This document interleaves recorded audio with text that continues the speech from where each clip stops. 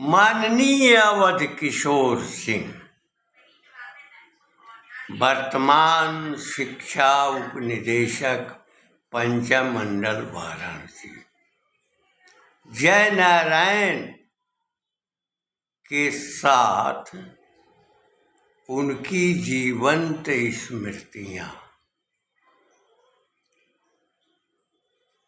सेवानिवृत्ति 31 जुलाई 2025। आज स्मृतियों का प्रवाह विगत अतीत में जो कुछ अनुभूतियां हो रही हैं उनकी प्रशासनिक व्यवस्था में राजकीय क्वींस कॉलेज के सशक्त प्रधानाचार्य के दायित्व का निर्वहन करते हुए जय नारायण कॉलेज के अस्तित्व के संबंध में उनका योगदान महत्तम है। जब वे जिला विद्यालय निरीक्षक के द्वारा स्थलीय जांच की कार्यवाही में आए थे, मुझे स्पष्ट कहना है, मैं कहने के लिए तैयार हूँ, शिक्षाधिकारी जो अतीत को सोचता है, व्यवस्था देता है, व्यवस्था में अतीत के आदर्शों का जो अनुपालन करता है, शिक्षण करता है, प्रशासनिक दायित्व का निर्वहन करता है, उसमें से कतिपय लोगों में अनूठा व्यक्तित्व श्री अवध किशोर सिंह का रहा है। उन्होंने निष्पक्षता पूर्वक जांच कार्यवाही की और जिला विद्यालय निरीक्षक को अपनी प्रेषित जांच आख्या में उन्होंने स्पष्ट किया कि जय नारायण कॉलेज का अस्तित्व महाराजा जय नारायण घोषाल की ऋषित्व परंपरा में निहित है। उनके आदर्श आज भी उन संस्था में जीवंत हैं। प्रधानाचार्य के रूप में न केवल एक प्रशासक थे, बल्कि वे अतुल्य शिक्षक भी थे। जब भी उनके यहाँ मैं जाता था, कक्षा में उपस्थिति उनकी पाता था। एक प्रधानाचार्य जो शिक्षण भी करता है और घूम करके शिक्षकों का निरीक्षण भी करता है, अपने यहाँ बैठक में अध्यापकों की उपस्थिति कम रखता है। यह स्थिति हमने बहुत सारे प्रधानाचार्यों में देखा, लेकिन श्री अवध किशोर सिंह योग्यतम प्रधानाचार्य राजकीय क्वींस कॉलेज के प्रमाणित हो गए। उसके अनंतर अनेक दायित्वों का निर्वहन उन्होंने किया। जिला विद्यालय निरीक्षक के रूप में उनके अनेक दायित्वों की स्मृतियां हमारे पास आती रही हैं।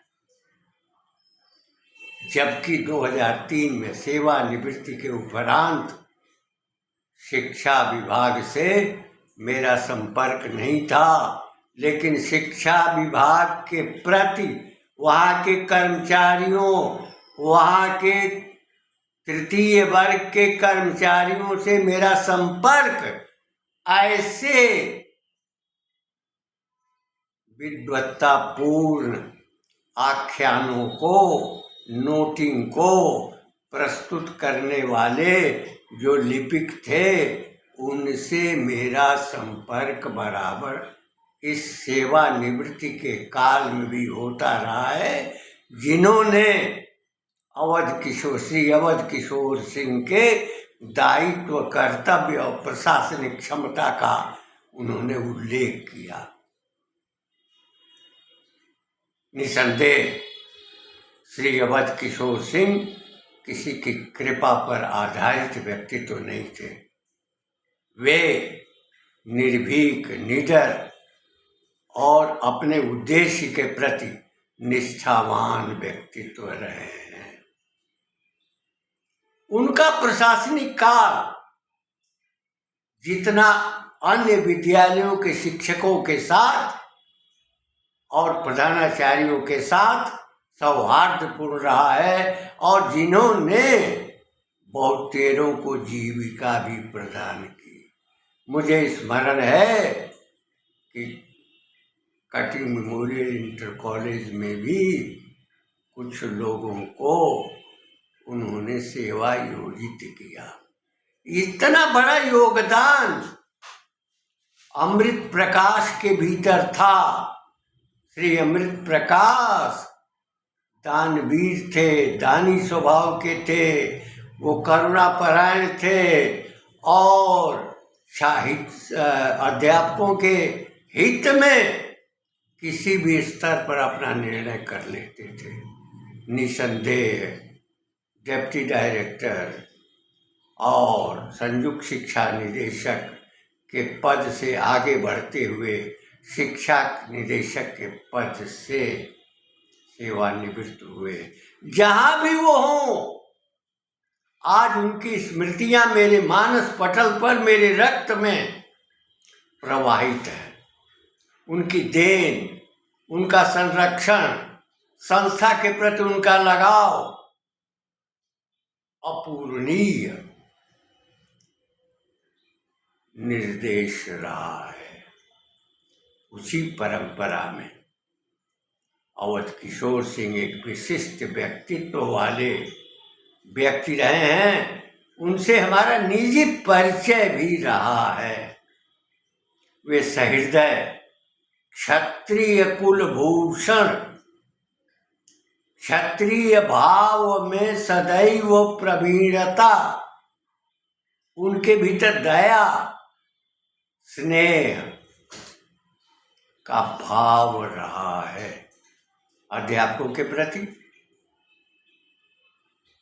यद्यपि सेवा में उनकी कठोरता रही है, जो एक प्रशासक की होती है, जो अपने दायित्व का निर्वहन करता है।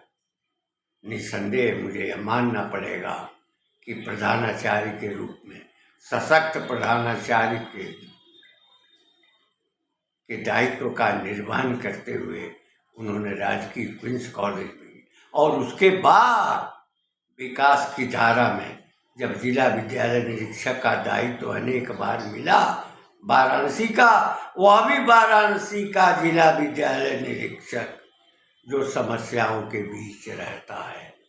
मेरे कालखंड से जो 1964 का वर्ष है, जिला विद्यालय निरीक्षक अनेक समस्याओं में उलझता रहा है और वाराणसी का, जौनपुर, आजमगढ़, बलिया, देवरिया तो विवादित जनपद रहे हैं, लेकिन वाराणसी प्रभाव और दबाव की भाषा में सदैव रहा है।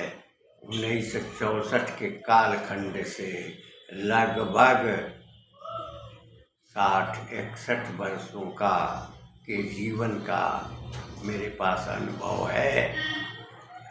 उत्तर प्रदेश माध्यमिक शिक्षक संघ में प्रदेश स्तर पर सक्रियता के कारण हमने सदैव जिला विद्यालय निरीक्षकों के व्यक्तित्व, आचरण, चरित्र, उनके कृत्य, उनकी कृतियाँ, उनके संबंध में अवलोकन किया है। कभी विरोध भी किया है, संघर्ष भी किया है, अपनी मांगें भी मनवाई हैं और कभी मुझे अनायास मिल गया है। जब जिला विद्यालय निरीक्षक में वह प्रेरणा भाव रहा है, जब दया का भाव रहा है, स्नेह का भाव रहा है, संस्था के प्रति कृतज्ञता का बोध रहा है, संस्था के पोषण का भाव रहा है। जहाँ कुछ जिला विद्यालय निरीक्षक संस्थाओं में जाते थे तो उनको छात्रों की संख्या दिखाई पड़ती थी, बहुत कमा रहा होगा। लेकिन अकेला व्यक्तित्व अवध किशोर सिंह का है कि जिनके मुंह से कभी भी हमने ये शब्द सुना नहीं। उनके मन में धन के प्रति, संपदा के प्रति कोई आकांक्षा मेरी दृष्टि में, मेरी स्मृति में या किसी के द्वारा कभी बताई नहीं गई हो। यद्यपि समाज से मेरा संपर्क रहा है, सामाजिक जीवन रहा है, शैक्षिक जीवन रहा है, अन्यान्य वाराणसी के लगभग पूरे जिलों के शिक्षकों के संबंध में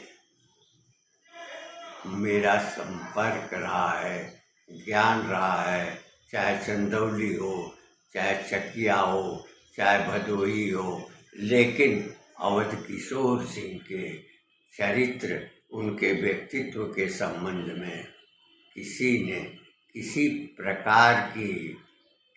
प्रकार के कुभाव को उन्होंने कभी व्यक्त नहीं किया। 31 जुलाई को उनकी सेवानिवृत्ति का काल है।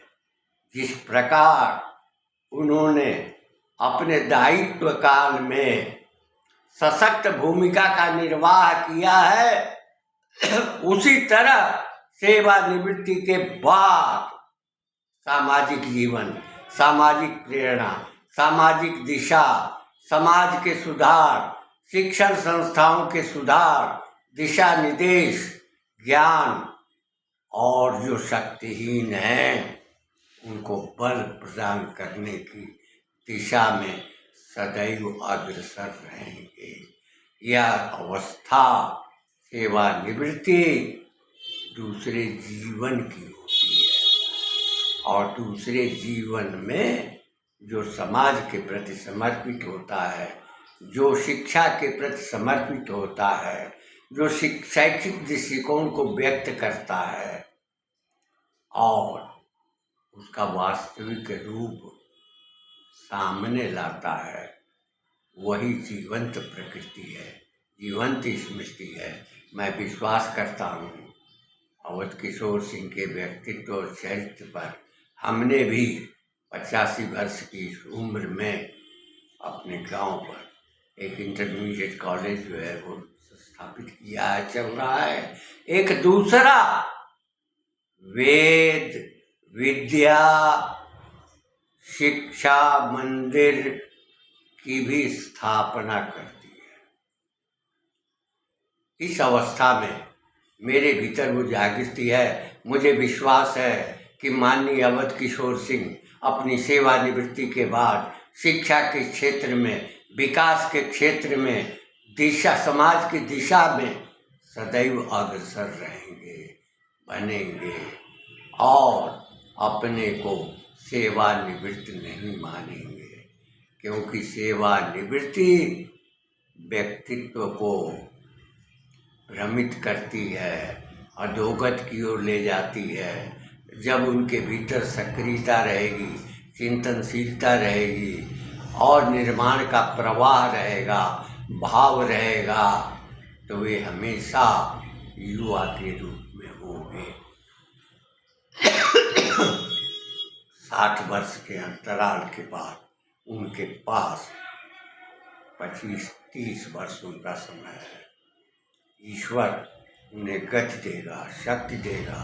क्षत्रिय हैं, उनमें संचरण की शक्ति देगा, प्रकृति देगा, प्रवृत्ति देगा और सब कुछ उनमें संपन्नता है। वे अपने गांव, अपने क्षेत्र, जहाँ भी उनकी सीमा में आते हों, वहाँ पर संस्थाओं को विकसित करना होगा, करना चाहिए। उनको हमेशा कर्म की ओर प्रवृत्त रहना चाहिए।